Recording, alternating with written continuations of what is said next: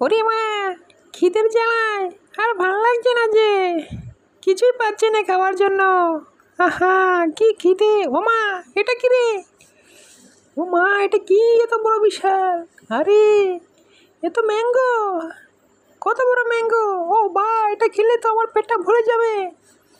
আমি এটা খেতে পারবো অনেক দিন ধরে। কত বড় ম্যাঙ্গো! আমার থেকে অনেক বড়। আমি এটাকে 1 মাস ভরে খেতে পারবো। আমি এটাই খাবো। ও মা, এটা কি ম্যাঙ্গো? হ্যাঁ হ্যাঁ, আমিও তো ক্ষুধার্ত। ক্ষুধার জ্বালায় আর ভাল লাগছে না। কি যে খিদে লেগেছে, আমি এটাকে খাবো। হা হা হা, দে একটু কামড় দিয়ে দেখি তো কেমন মজা। কত বড় ম্যাঙ্গো! খাই, এটাকে খেতেই হবে আমার। আমার এটা খেলে খিদেটা মচে যাবে।